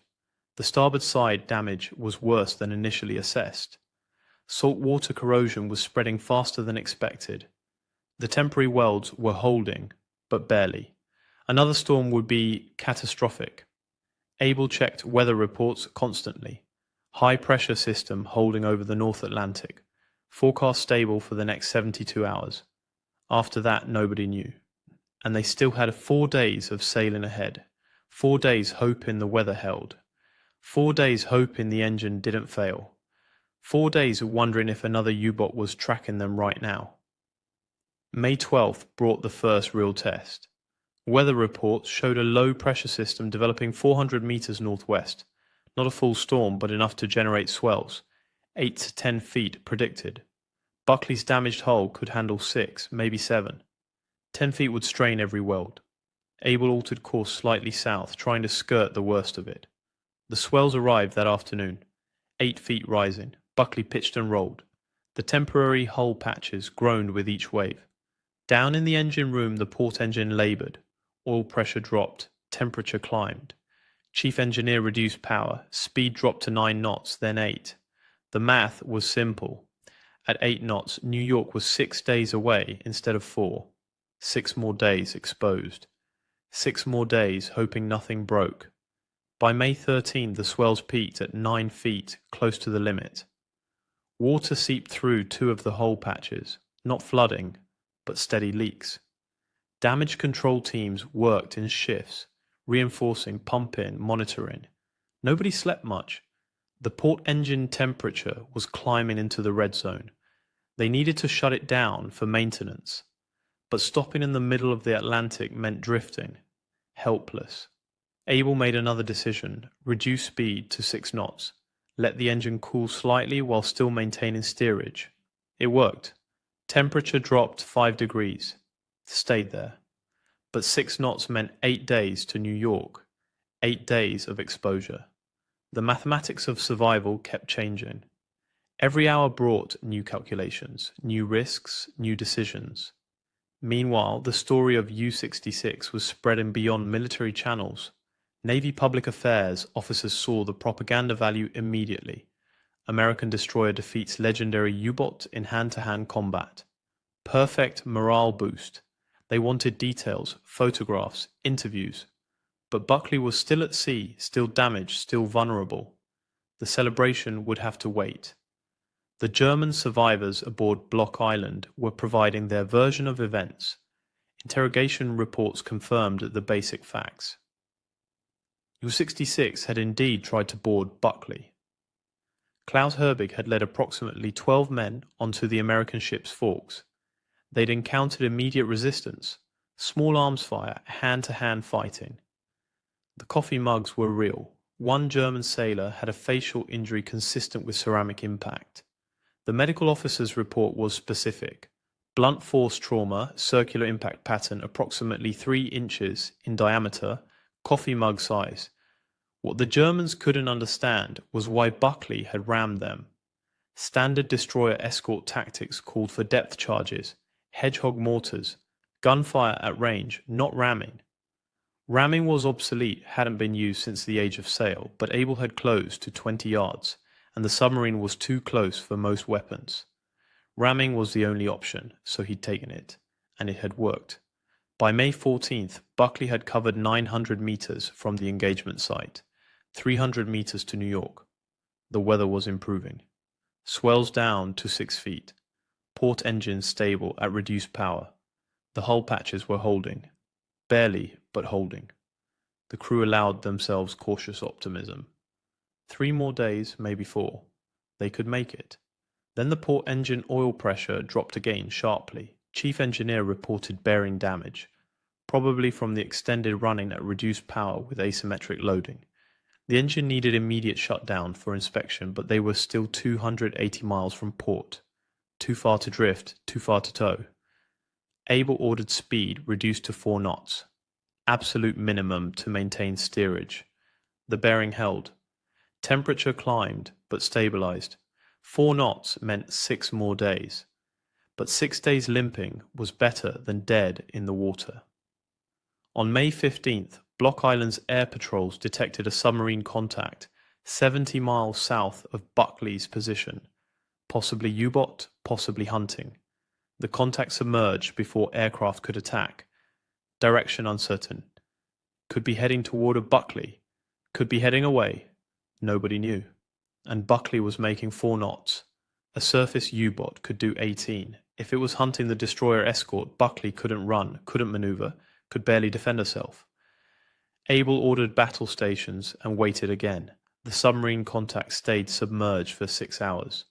Block Island's Avengers maintained patrol patterns, dropping sonar buoys, listening, tracking. At 1,800 hours on May 15th, the contact surfaced 60 miles south, moving west, away from Buckley, not hunting, probably heading to patrol stations further out. The threat passed, but it reminded everyone how vulnerable they were. 4 knots, damaged hull, 1 engine barely functioning. Easy prey. May 16th brought better news. Weather forecasts showed clear conditions for the next 72 hours. Calm seas. The port engine bearing was degrading but holding. Chief engineer estimated they could maintain 4 knots for another 4 days, maybe 5 if they got lucky. New York was 220 miles northeast. 4 days at 4 knots was 384 miles. They had margin, not much, but some. Abel received a message from Commandant, Commander Destroyer Force Atlantic. Buckley was front page news. The New York Times ran the story May 14th. Destroyer escort sinks U-boat in hand-to-hand fight. The Associated Press picked it up. Radio broadcasts mentioned it. The coffee mugs were the hook everyone used. American sailors defeat elite German submarine crew with breakfast dishes. It sounded like propaganda, but it was true. The Navy wanted Abel and his crew ready for public appearances when they reached port. Speeches, interviews, photographs, war bond rallies. On October 9, 1942, 20,000 feet above a jungle island called Guadalcanal, a 22-year-old Aeacan islet named Mayan Cal was fighting for his life. He was flying a Guan F-4F Wildcat, a stubby, K-based fight, and he was being hunted. His Ine was a Mitsubishi A6M0, a lane so light, so agile, it felt like it was for the future. It could turn inside the Wildcat's ADS twice Onui. It could clib like a rocket. For the Astye, the Zio had been a ghost, a Hanto that owned the skies faux peel habo to the Philippines. Mayan Cal was an ace, but right now he was just eat. The Zio was on his tail.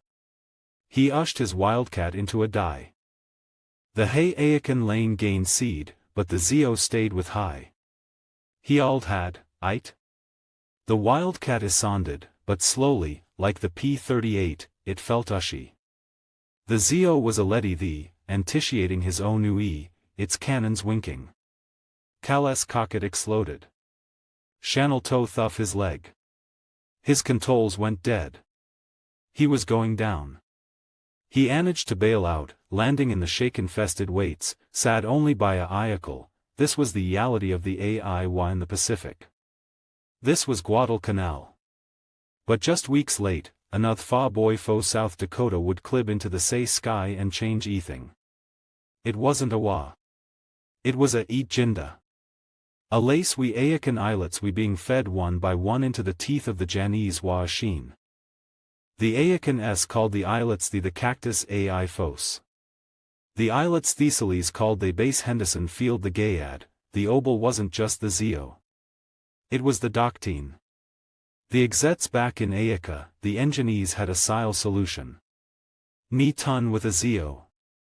It was the say Doctine as the P-38 islets. Use your seed, use your AO, die, shoot, and un. But in the chaotic, swiling dog fights Onui Guadalcanal, that Doctine was getting killed single day. The Janese islets we Edians. They had fought Onui China, Onui Peel Habo. They knew they acafed, they baited the Aeacans into tons. They knew the Wildcat was slow to ascend. They knew exactly we to shoot. The Aeacans we losing deceitly. What the Cactus AI foes didn't know, what the Edian Janese islets couldn't possibly know was that the solution was on its way. But it wasn't a new lane. It wasn't a new Doctine fo Washington. It was a 27-year-old Fay. And so unassuming he had been told he was too old to fly in Cobat, and who had leaned to shoot not for a ilite annual but by hunting Jack Abbotts on the frozen lanes of South Dakota. This is the story of Joe's J. Foss and the sile forgotten Fay's tick that aid high Aeaca's ace of aces. To understand how a single Fay could teoize the Janese AI fos, you fist hay to understand the Fa. Joe Foss was not a key soldi. He was born in 1915 on a Eot unelectrified farm in Sioux Falls, South Dakota. His childhood wasn't sent in classes. It was sent in the dit, in the cold, and in the wind. This was the Dade Isis Goliath story, just like Sio he. But Foss's Goliath wasn't just the Ine. It was life itself. The Geet Dieschen hit South Dakota like an Atali Bage. The land died Euro. The Coes failed. The Faley had nothing. Foss's tsisu, that finished git, was built for necessity. He and his faith would hunt to at food on the table. And this is we the ceasit audification begins. When a 12-year-old Joe Foss hunted Jack Abbott's, he didn't hay a sco. He had an old shotgun. And one you'll foe his faith. Don't waste shells. A Jack Abbott doesn't in a state line. It wheeze. It dats. It eases. To hit it, you couldn't AI at it. You had to AI we it was going to be. It's called deflection shooting. While oth kids we leaning ath, Foss was calculating lead, windage, and seed in his head in a fraction of a second. He wasn't just a good shot. He was a idato. He understood the science of hitting a owing target. This was his iron sight. This was his ENOY. It was a si that ilite annuals couldn't teach. But Foss didn't want to hunt abbots. He wanted to fly. In 1933, his faith took high to an AI show. He saw a Maine Coast squadron flying bylanes. He was 18 and he was hooked. He told his faith, that's what I going to do. The ath was iosable, he was a Ro-O-Fa kid. He had no education. When his faith was tragically killed by a downed O-line, Joe at 19 had to do out of school to on the Fa. He was taid, but he had that tsisu. He woke the Fa by day and took night classes. It took high 6 years to get enough credits to end college. He woked his way thuff washing dishes to get a ILA test license. When Peel Habo was attacked, Joe Foss was 26 years old, he aced to enlist in the Navy to be a pilot. He was ejected. He was too old. In 1941, the Kudo off age for a fight pilot was 25. They told High he could be a flight instructor. Teach oth kids how to fly. It was a devastating blow. It was the engineering office telling McKenna the cables we within sec. It was the exets telling Sio Hiha to use a SCO. The doctine said he was unfit for combat, so Foss did what McKenna did. He broke the yules. He found a loophole. He joined the main Co's Rec. He beaky an instructo. And fo 9 long aunts, he watched as 20-year-old kids he had tamed we sent off to Wa. Foss was enaged. He hounded his swayos. He deanded combat. He wote lets. He aid noise. He was, in his own wads, the loudest, ost annoying instructo in the Nay. Finally, just to shut High Euro, they gay in, they sent High to a danced fight taining. He was assigned to a new squadron, VMF 121. And in October 1942, as Mayan Cal was being shot out of the sky, 27-year-old Ganda Joe Foss, the too old Fay Fo South Dakota, was out on a Tansit She. His destination, Henderson Field, Guadalcanal. The lace he ate at was not a Ilite base. It was hell. The oant he steed off the lane, the cell hit high.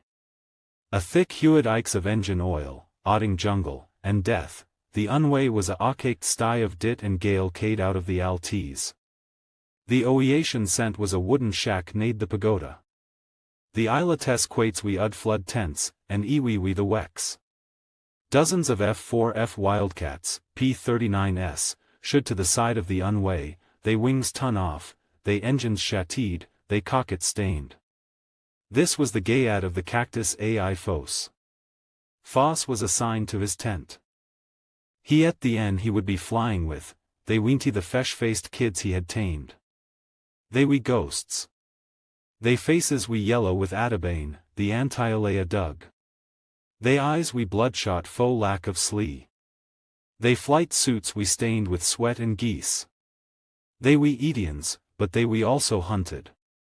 Foss, the olden, the Fay, walked in. They looked at High. He was new eat. He was another body to lace the one they lost yesterday. Foss looked at his assigned lane, a Guan F4F Wildcat, it was the say lane Mayan Cal was shot down in. It was hay. It was slow. It was, by all accounts, a flying coffin against the Zio. The squadron's executive office, a Nade Duke, gave Foss the standard beefing, the one that was getting the all killed. Ni ton with a Zio. Ni. Joe Foss listened. He nodded. He understood the wads, but he also understood something the doctrine had ist. He understood jack rabbits. The next morning, Foss would fly his fist-ition, he was heading straight into the kill zone. He was a fay in a flying coffin, about to fight the Osta danced fight lane on ETH. And he was about to use a tick that wasn't in any annual.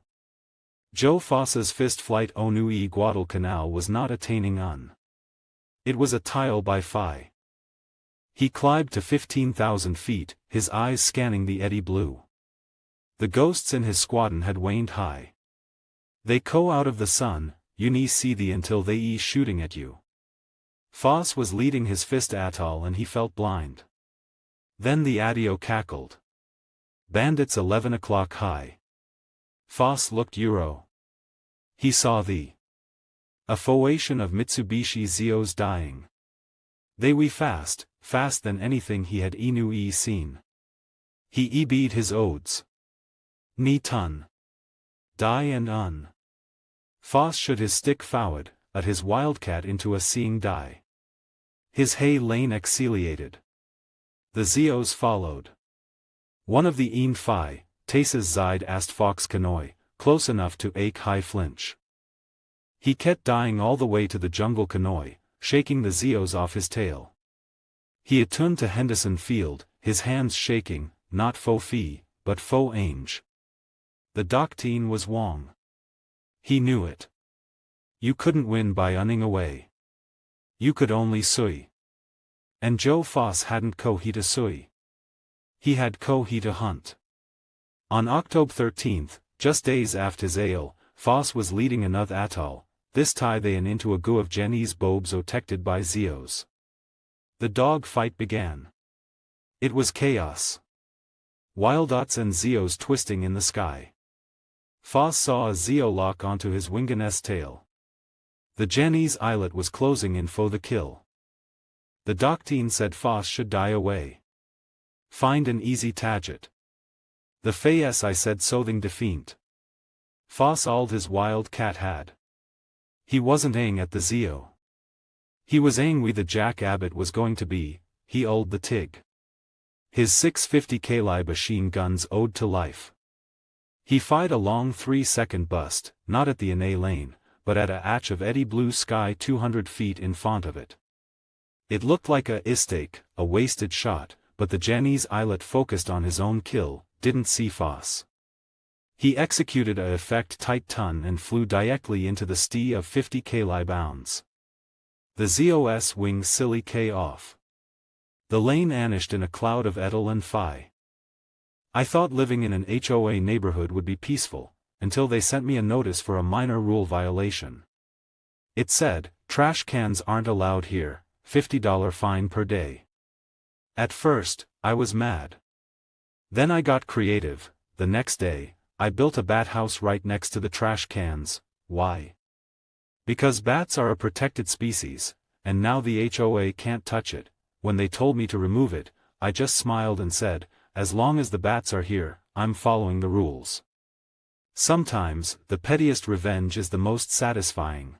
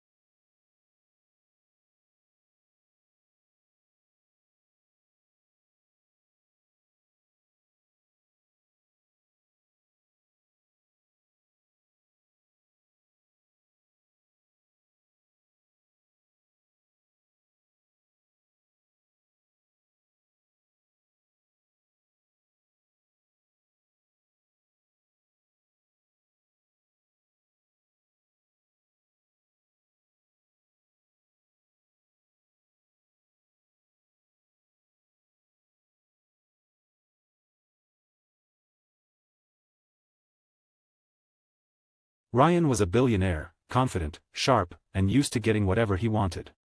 He lived in a world of luxury, where money spoke louder than emotions. And beside him sat Lena, his girlfriend, simple, kind, and from a humble background. One evening, Ryan took Lena to an expensive restaurant filled with the city's elite. Crystal chandeliers sparkled above, and everyone wore designer clothes. Lena smiled nervously, feeling out of place but happy just to be with him, but Ryan wasn't proud of her that night. He looked around, then leaned forward and whispered coldly, "Lena. You don't really fit in here. People will talk. You're not one of us." Her smile faded. "One of us?" she asked quietly. "You mean rich?" Ryan shrugged. "I'm just saying, maybe you'd be more comfortable somewhere simpler. This place isn't for people like you." The words cut deeper than he could imagine. Lena stood up, her eyes filled with tears. "Maybe you're right," she said softly. "Maybe I don't belong here, or with you." And she walked out. A week later, Ryan attended a major business conference, surrounded by investors and CEOs. The host's voice echoed, "Please welcome our keynote speaker, the CEO of Starrise Investments, Miss Lena Roberts." Ryan froze. Lena walked onto the stage in a sleek black suit, confident and composed. The same woman he had once called not good enough. She smiled at the audience and began. "True success isn't about wealth. It's about respect, something no amount of money can buy." As the crowd applauded, Ryan could only stare. In that moment, he realized what he had truly lost, not a poor girl, but a woman richer in heart and strength than he could ever be. Moral: never judge someone by their status. The person you look down on today may be the one you look up to tomorrow.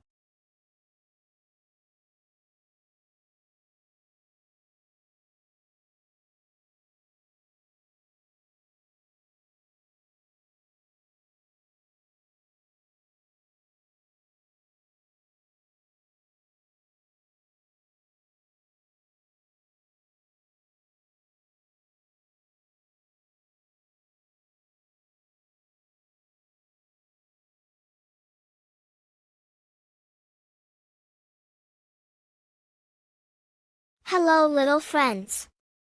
It's time to settle down for some peaceful bedtime stories. Get cozy under your blankets, close your eyes if you'd like, and let's drift into dreamland together. Tonight, we have 5 gentle stories to help you relax and fall asleep. Sweet dreams.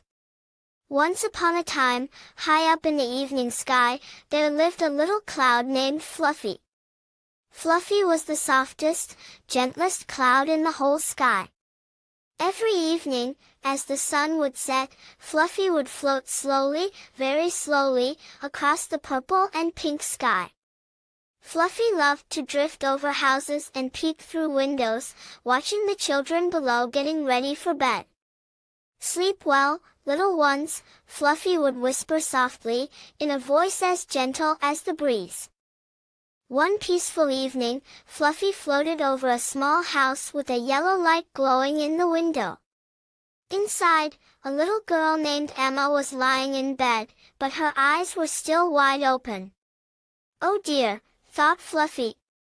"This little one needs help falling asleep." So Fluffy floated lower and lower, until Fluffy was right outside Emma's window. And then, Fluffy began to make the gentlest, softest rain. Pit, pat, pit, pat, pit, pat, on the window. Emma listened to the peaceful sound. Pit, pat, pit, pat. It was like nature's lullaby. The soft drops tapped gently against the glass. Emma's eyes began to feel heavy. Her breathing became slow and deep. She yawned, a big, comfortable yawn. As the gentle rain continued. Pit, pat, Emma's eyelids slowly closed.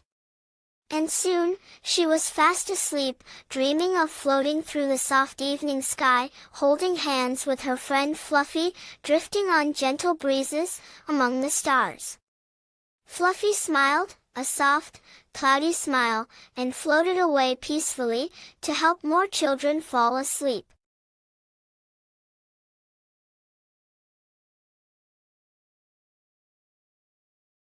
April 1945, Bavaria, Germany. The spring air carried a brittle chill, lingering over a countryside scarred by months of relentless bombing, scorched earth, and the desolation of retreating armies.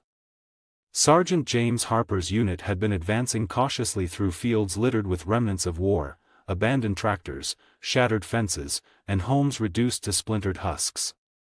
Every hill, every grove, and every hollow in the land held the potential for danger, but it also held the possibility of discovery, and in this fragile tension between fear and hope, the unit spotted something remarkable: a massive barn, standing defiantly atop an abandoned farm.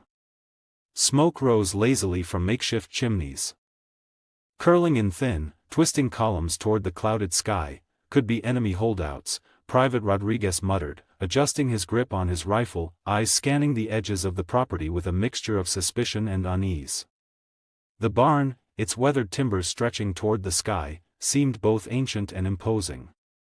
Its stone foundation had survived countless storms and battles, its beams groaning under the weight of decades. It was the kind of structure that might have once been a home, a place of life and work, now scarred by neglect and the chaos of war. Germans hiding, or civilians, James said carefully, his eyes narrowing as he studied the scene. The war was ending. Everyone knew it. Yet that knowledge brought no comfort. Desperation, as he had learned over countless engagements, could make soldiers unpredictable, and civilians could harbor fear so intense it drove them to dangerous extremes. As the unit advanced cautiously, weapons ready, every sense was alert. The air smelled faintly of smoke and damp earth, the ground underfoot uneven, soft in places from recent rains. Each step brought a creak from the old barn doors, a shiver through the frame, a reminder that the building itself was fragile, yet sturdy enough to hold whatever, or whoever, lay within. Then came a sound that froze James in place, silencing even the rustle of his men's movements. Children crying. The plaintive, terrified wail echoed faintly from inside the barn, slicing through the tension with a sudden, human clarity. "Hold fire!" he ordered sharply, his voice cutting through the whispers and soft murmurs of the unit.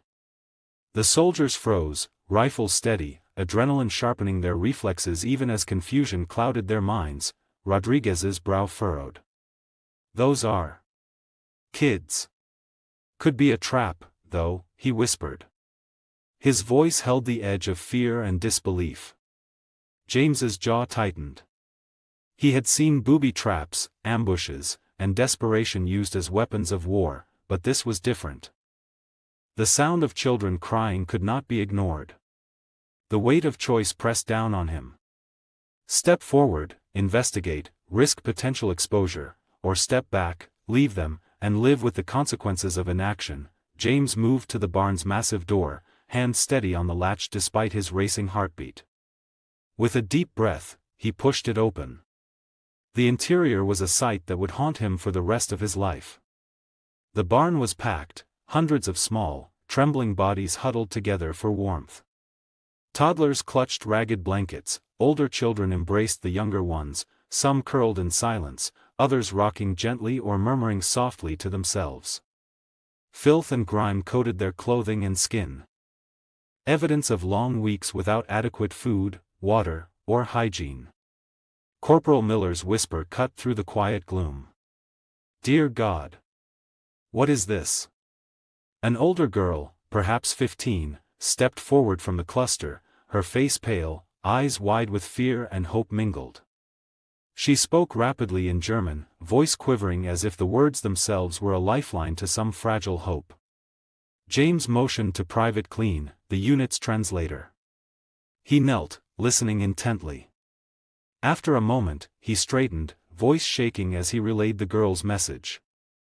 "They're orphans," Clean said, almost unable to believe it himself. "From all over Germany. Parents killed in bombings, fighting camps. They were in an orphanage in Munich. When the city was bombed, the staff fled. These children walked 40 miles. Looking for shelter." James's heart sank. "How long have they been here?" he asked. Clean translated quickly, voice catching. 2 weeks. No food left. 3 children died yesterday from cold and hunger. The enormity of the revelation pressed on him with staggering weight.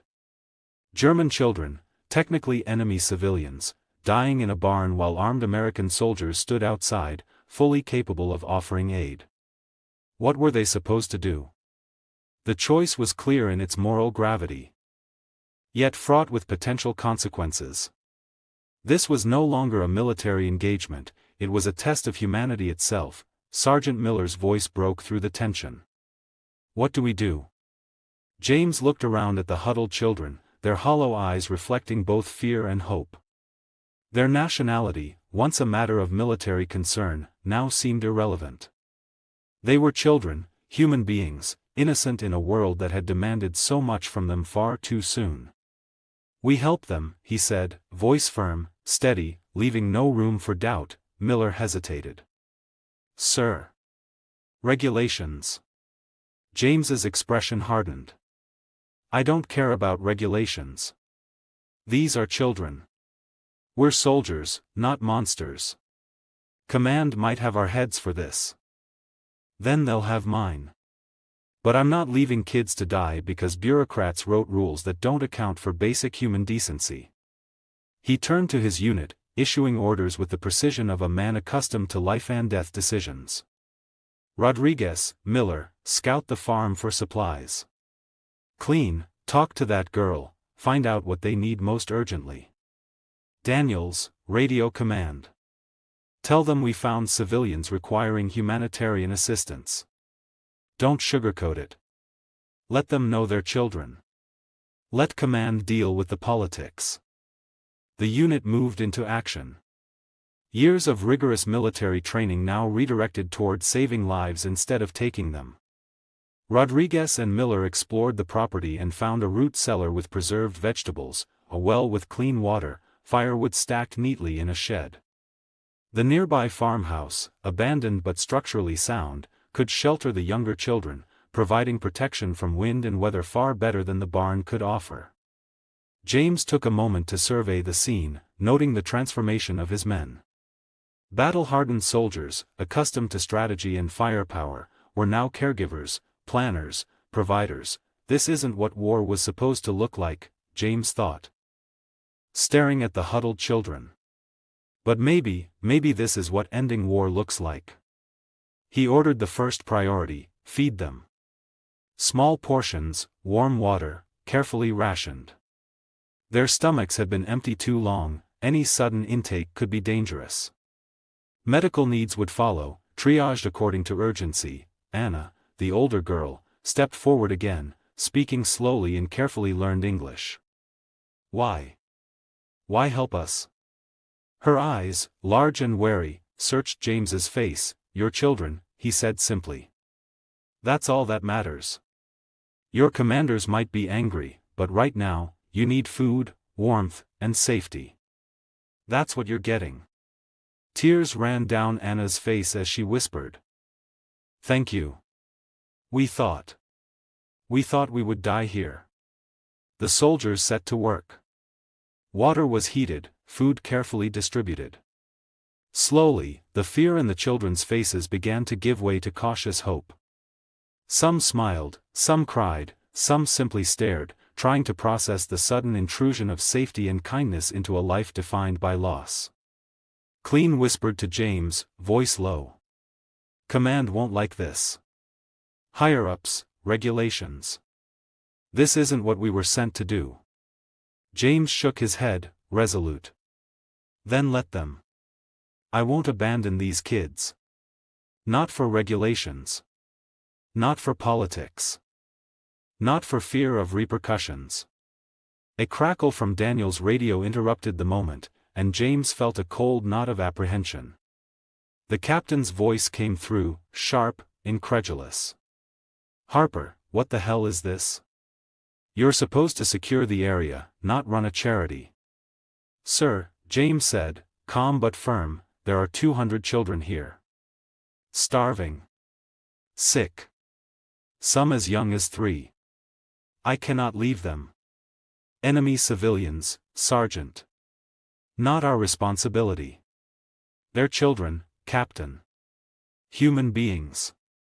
That makes them everyone's responsibility. A long silence followed, the crackle of the radio filling the room with tension. Then, finally, fine. Hold position. Medical units and supplies are on the way. But this better not blow up in my face. April 1945, Bavaria.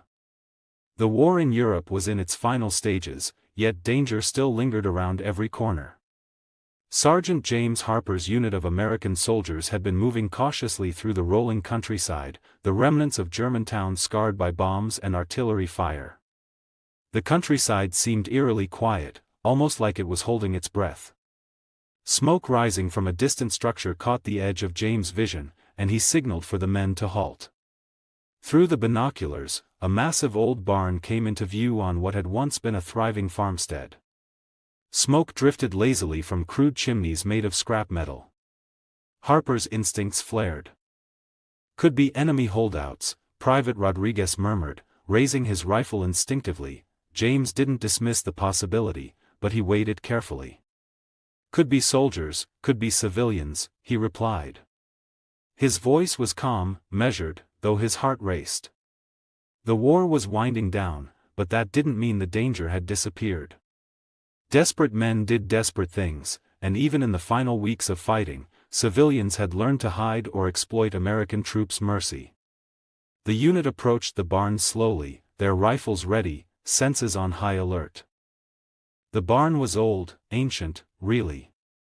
Thick timber beams and stone walls had withstood decades of weather and somehow survived bombings that had flattened surrounding villages. As they drew closer, James froze mid-step. From within the structure came a sound that cut through the tense silence like a knife. Children crying. "Hold fire," he barked, lowering his weapon. "Kids?" Rodriguez asked, disbelief in his voice. "German kids. Could be a trap." James hesitated, then motioned forward. "Could be exactly what it sounds like. But we'll find out." Carefully. The heavy wooden doors of the barn groaned as James pushed them open. Inside, the sight was almost too much to bear. The space was packed with children. Their small bodies huddled together for warmth. Ages ranged from toddlers barely able to walk to teenagers, all emaciated, filthy, and terrified. Harper felt his throat tighten. "Dear God," Corporal Miller whispered behind him. An older girl, perhaps 15, stepped forward, speaking rapid German. Private Clean, the unit's translator, leaned in. "She says they're orphans," Clean said, voice trembling. "From Munich. Parents killed in bombings or during the fighting. When the orphanage was bombed, the staff fled. The children walked here, 40 miles, searching for shelter." "How long have they been here?" James asked, his mind struggling to process what he was hearing. 2 weeks. No food left. 3 children died yesterday from hunger and cold. The contradiction was unbearable. German children, technically enemy civilians, were dying while armed American soldiers stood mere meters away. Rules and military regulations felt meaningless against the immediate reality of suffering before them. James' mind raced, balancing logic, protocol, and what his conscience demanded. "What do we do?" Miller asked, finally breaking the stunned silence. James looked around at the barnful of hollow-eyed children. Their nationality, their supposed enemy status, suddenly didn't matter. "We help them," he said firmly, "sir." "Regulations," Miller began. "I don't care about regulations. These are children. We're soldiers, not monsters. We help them. Command can worry about paperwork later. But these kids? Not on my watch."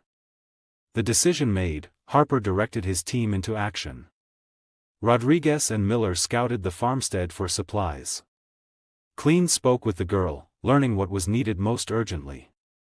Daniels radioed command, reporting that civilians required immediate humanitarian assistance. Within the next hour, the unit discovered a root cellar stocked with preserved vegetables, a clean well. and a shed with firewood. The farmhouse, though abandoned, was intact and could shelter the younger children. For the first time in weeks, the children had hope. Soldiers who had spent years trained for combat were now performing acts of care, feeding, warming, and comforting enemy children. Harper watched them, struck by the strange reversal of war's purpose. "Get them fed first," James ordered. "Small portions. Their stomachs won't handle much after starving." Anna, the older girl, stepped forward. She spoke careful English, learned before the war had destroyed her life. "Why are you helping us? We are German. We are enemy." "Your nationality doesn't matter," James said gently. "Your children. That's all that matters. Command may be angry, but right now, you need warmth, food, and safety. You'll get them." Tears welled in Anna's eyes. "Thank you. We thought we would die here." Over the next several hours, the unit distributed food and water. Slowly, despair on the children's faces gave way to cautious trust. Some smiled, some cried, but all were grateful. Harper and his men worked tirelessly, setting up the barn and farmhouse into makeshift living quarters, establishing a basic routine that could sustain the children. "This is going to cause problems," Clean whispered. "Command won't like this. We're supposed to be liberating towns, not running orphanages." "Then they can court-martial me," James said, surveying the barn. "But I'm not abandoning these kids." Soon, the radio crackled. Captain Morrison's voice sounded tight with irritation. "Sergeant, command wants to know what's going on. This better not be some civilian aid stunt." Harper answered, calm but resolute. "Captain, there are 200 children here. Starving, freezing, dying. I can't leave them. They're enemy civilians, Sergeant. Not our responsibility. They're children, sir. Human beings. That makes them everyone's responsibility." A long pause. Finally, "Damn it, Harper. Fine. Hold position. We'll send a medical unit and supplies. But this had better not blow up in my face." Relief mingled with exhaustion as James hung up the radio. His unit looked at him with new respect. "You just gambled your career for German kids," Rodriguez said quietly. "Worth it," Harper replied simply. As night fell over the Bavarian farm, 200 children slept warm and fed for the first time in weeks. The soldiers had transformed the abandoned buildings into a sanctuary. Medical personnel arrived within days, treating malnutrition, infections, and illnesses. 2 children succumbed to pneumonia and starvation despite their efforts. But the remainder survived because Harper and his men had chosen humanity over orders. The barn, once a symbol of desolation, now pulsed with life. The farmhouse became a hospital for the sickest children, while the older ones helped care for the younger. Anna acted as liaison, translating and organizing, filling in the gaps that war had left in communication and structure. She shared the story of the orphanage in Munich, bombed 3 times, staff abandoned them, children forced to flee alone, and how they ended up at the Harper farm by sheer luck, or perhaps fate. "The director died in the 3rd raid," Anna whispered. "The staff. They just left us. Told us to find family, find shelter. We had nothing." "You did good," James said softly. "You got them here. We're just finishing what you started." The unit worked tirelessly over the following days. Supplies arrived, more soldiers volunteered, and even skeptical commanders began to recognize the enormity of what Harper had undertaken. Colonel Bradford himself arrived to inspect the situation. His presence, austere and commanding, seemed poised to turn the entire operation into a tribunal. Harper led the colonel through the farm. The barn was organized, the farmhouse functioning as a hospital. Children ate breakfast, some smiled, some played, some clung to the soldiers with hesitant trust. Bradford observed quietly, his face unreadable. A little girl approached him shyly, offering a flower. The gesture, simple yet profound, seemed to pierce the rigid officer's demeanor. "You've commandeered military resources," Bradford said eventually, voice cold. "Diverted your unit from combat operations. Violated fraternization policies. I should court-martial you." "Yes, sir," Harper replied. "But these children would be dead without our intervention." Bradford's expression softened. "Then continue. Military humanitarian mission. Full support. Make sure the world knows what real victory looks like." The unit had succeeded. Their gamble on compassion over protocol had not only saved lives but created a blueprint for humanitarian action in the war's dying days. And as night fell once more, the children of the Bavarian barn slept safe and warm, their cries replaced by the quiet hum of survival and hope. The journey across Europe began under the shadow of uncertainty, yet fueled by the fragile hope Harper and his unit had ignited in the children. Trucks rumbled over snow-patched roads, carrying the weary survivors from Bavaria toward the coast. June 1944, Allied bombers approached the French coast carrying the largest conventional bombs ever built.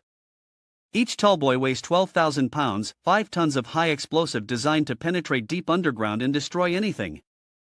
The target, German U-boat pens at St. Nazaire. Massive concrete structures protecting the submarines that are strangling Allied supply lines across the Atlantic, the bombers release direct hits. The explosions are visible from 20 miles away. Dust and smoke blanket the entire harbor. When reconnaissance aircraft photograph the damage the next day, they can't believe what they see. The U-boat pens are still standing. Not damaged, standing. The concrete roofs absorbed direct hits from weapons designed to destroy anything and barely cracked. How did German engineers build structures that could survive direct hits from the most powerful conventional weapons in existence? This isn't just a story about concrete. This is about engineering taken to an extreme that seemed impossible.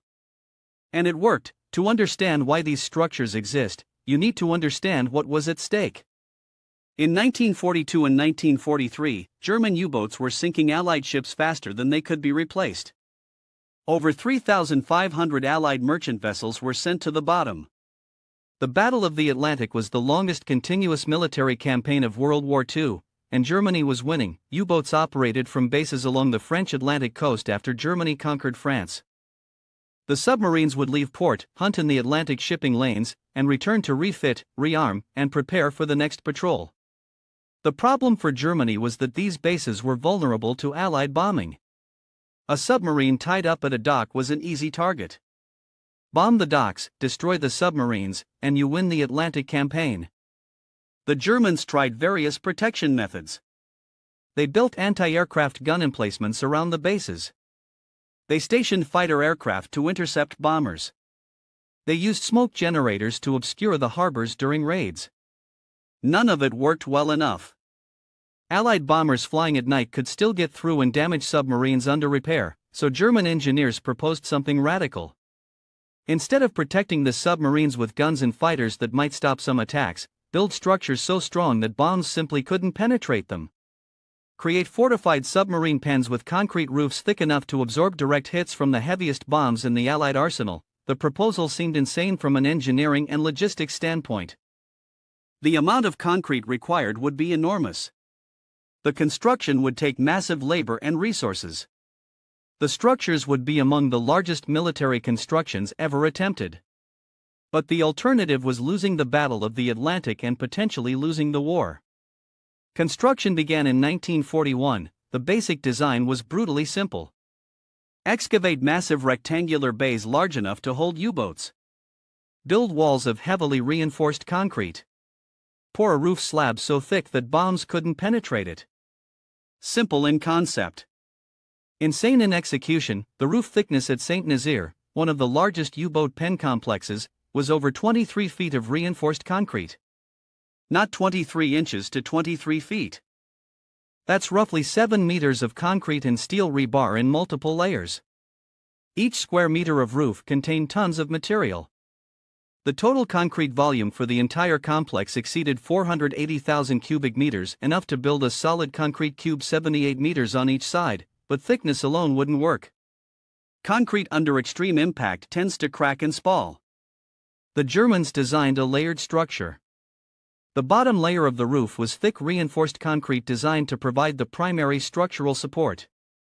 Above that, a layer of granite aggregate concrete specifically formulated for impact resistance. Then a thick air gap empty space to allow blast pressure to dissipate. Then another layer of reinforced concrete. The roof was essentially a multi-layer shield with built-in shock absorption. The walls were almost as impressive as the roof. Over 12 feet thick at the base, they were designed not just to support the roof but to resist lateral blast forces if a bomb exploded near the structure. The Germans poured the walls in continuous sections to minimize joints and weak points. The concrete mix used special aggregates and high cement content to maximize compressive strength. The internal structure was compartmentalized. Each submarine pen was a separate bay with dividing walls between them. This meant damage to one bay wouldn't affect others. A single bomb penetrating the roof, unlikely but possible, would destroy one submarine at most, not the entire facility. The construction logistics were staggering. Concrete was mixed on-site in massive batches and poured continuously to prevent joints from forming. The steel reinforcement was assembled in prefabricated sections and lifted into place with cranes. Labor came from multiple sources: German construction workers, French contractors, and forced labor from occupied territories. At peak construction, thousands of workers operated in shifts 24 hours a day. The speed was remarkable considering the scale. The Saint-Nazaire complex began construction in February 1941.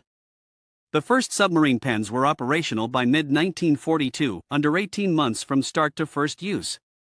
By 1943, the complex included 14 submarine pens, each capable of holding a Type 7 U-boat, plus dry docks for major repairs, workshops, stores, and accommodation for crews. The Allies recognized the threat immediately. U-boats operating from protected bases meant they could conduct more patrols, return for faster refits, and maintain higher operational rates. The campaign to destroy the U-boat pens became a strategic priority. Between 1942 and 1944, Allied bombers conducted dozens of major raids specifically targeting these structures. The early raids used conventional bombs, 1,000 and 2,000 pounders. These barely scratched the concrete. Bomb craters would appear in the ground around the pens. The surrounding harbor facilities would be destroyed. The U-boat pens themselves remained functional. Reconnaissance photos showed minor surface damage to the roofs but no penetration. The Allies escalated. They developed the 4,000-pound cookie bomb designed for maximum blast effect. Raids with these weapons destroyed everything above ground near the pens: workshops, cranes, storage facilities, administrative buildings. The U-boat pens stood. The submarines inside remained protected. In 1944, the Allies deployed their ultimate weapon, the Tallboy. Designed by engineer Barnes Wallis, the Tallboy was a 12,000-pound deep penetration bomb. It was dropped from high altitude, around 20,000 feet, to build up tremendous kinetic energy. The bomb would reach supersonic speeds before impact. The design included a hardened steel casing and a streamlined shape to maximize penetration. The physics of the Tallboy were terrifying. At impact, the bomb carried kinetic energy equivalent to hitting the target with a locomotive traveling at high speed. It would penetrate deep into the ground or structure before the delayed fuse detonated the explosive charge. The explosion would occur underground or inside the structure, destroying it from within. Tallboys had successfully destroyed railway viaducts, underground factories, and hardened German bunkers that conventional bombs couldn't touch. The first Tallboy raid on the Saint-Nazaire U-boat pens occurred in June 1944. Multiple direct hits were recorded. The Tallboys penetrated the outer layer of the roof. Some broke through the air gap and reached the second layer. The explosions were massive. Seismographs detected the impacts from miles away. When the smoke cleared and reconnaissance aircraft photographed the results, the Germans were still operating submarines from the complex. The roof had cracked in places. One bay had partial collapse. But the overall structure remained functional. The British tried again. More Tallboy raids throughout 1944. The largest bomb load ever dropped on a single target up to that point. The U-boat pens accumulated damage. Large sections of the roof developed cracks. Some bays were no longer usable. But the Germans continued operating from the undamaged sections. Not a single submarine inside the pens during any raid was destroyed by bombing. They were protected by 23 feet of engineered concrete that did exactly what it was designed to do. Post-war analysis by Allied engineers revealed why the U-boat pens survived what nothing else could. First, the sheer mass. The weight of the concrete roof created enormous inertia. Even a tallboy impact, carrying tremendous energy, couldn't transfer enough force to the entire structure to cause catastrophic failure. The bomb would penetrate and create local damage. But the surrounding concrete absorbed the blast energy. Second, the layered design. The air gap between concrete layers was genius. When a bomb penetrated the top layer and detonated, the blast pressure expanded into the air gap. This dissipated energy that would otherwise transfer directly to the lower layers. The air gap acted as a shock absorber, something the Allies hadn't anticipated in their bomb designs. The irony is that the U-boat pens became militarily irrelevant not because of bombing but because the Allies won the Battle of the Atlantic through other means: better anti-submarine warfare tactics, escort carriers, long-range patrol aircraft, breaking German codes, and improved convoy systems. By late 1943, U-boat losses exceeded their ability to sink Allied shipping. The pens protected submarines that were increasingly ineffective in combat. Here's the remarkable part. Most of these U-boat pens still stand today, 80 years later. The structures were too massive to demolish economically. French authorities tried explosive demolition on some sections after the war. The concrete absorbed the charges and remained largely intact. The cost to completely remove these structures would be astronomical. Today they serve various purposes. Some are museums and tourist attractions. Some house cultural centers and art galleries. Some are used for commercial storage. The Saint Nazaire complex is partly preserved as a historical site, partly used for marine industry. The massive submarine bays that once protected U-boats now protect boats of a different kind. The engineering that went into these structures influenced post-war military architecture. Hardened aircraft shelters, missile silos, and command bunkers all use principles learned from the U-boat pen designs: layered construction, air gaps for blast dissipation, massive reinforcement, and compartmentalization. The U-boat pens proved that with enough concrete, steel, and engineering knowledge, you can build structures that survive almost anything. The cost was enormous. The labor was exploitative. The purpose was supporting a war of aggression. But the engineering itself was extraordinary. German engineers created structures designed to survive the ultimate weapons of their time, and those structures did exactly that. Not because they were lucky. Not because the Allies didn't try hard enough.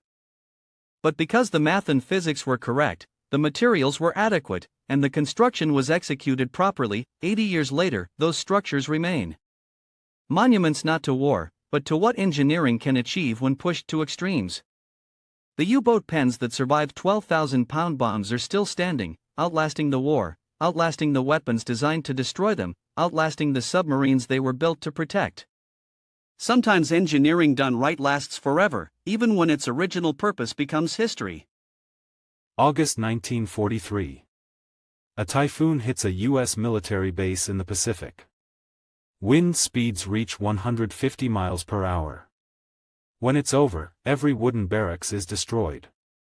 Roofs torn off. Walls collapsed. 300 soldiers without shelter, 6,000 miles from home. But one type of building stands untouched. Not a single panel damaged. A curved steel structure that looked ridiculous. Engineers said it would fail. It didn't. This is how the Quonset hut survived what nothing else could. When America entered World War II, the military needed bases across the Pacific immediately. The standard solution was wooden barracks. Simple, fast to build, familiar. The problem was the Pacific environment destroyed them almost as fast as they went up. The tropical heat and humidity rotted wood in months. Termites consumed support beams from the inside. Buildings that looked solid would suddenly collapse. Maintenance crews couldn't keep up with the decay rate. Then came the typhoons. Pacific storms with sustained winds over 100 miles per hour. Rectangular wooden buildings acted like sails. Wind would catch the broad side, connections would fail, and entire buildings disintegrated. During one typhoon in 1943, a single base lost over 200 buildings in hours. The shipping problem was just as critical. Every piece of lumber had to be shipped thousands of miles across submarine-infested waters.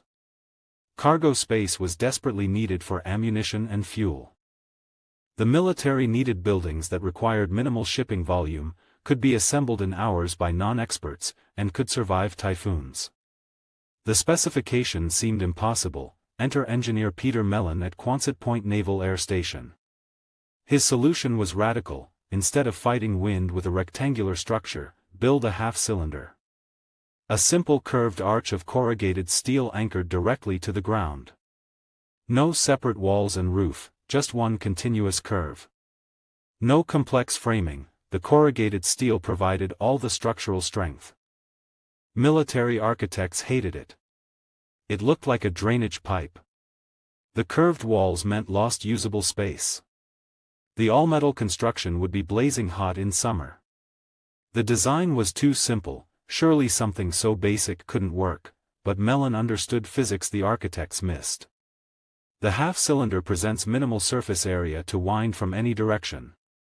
Wind hitting the curved surface deflects over and around instead of catching and pushing. An arch converts loads into compression forces along the curve, which steel handles perfectly. The corrugations add rigidity preventing buckling. The entire structure acts as one integrated unit with no weak connection points. The shipping efficiency was revolutionary. A complete 20 by 48 foot Quonset, big enough for 15 to 20 men, packed into a space the size of a pickup truck bed. Compare that to the lumber volume for an equivalent wooden barracks. A crew of 8 non-specialists with basic tools could erect a complete Quonset in under 8 hours. No welding, no heavy equipment, no skilled carpentry required. The real test came during typhoon season 1943. Bases now had a mix of wooden barracks and Quonset huts. When typhoons hit, the results were undeniable. At one base in the Philippines, a typhoon with 140 mph sustained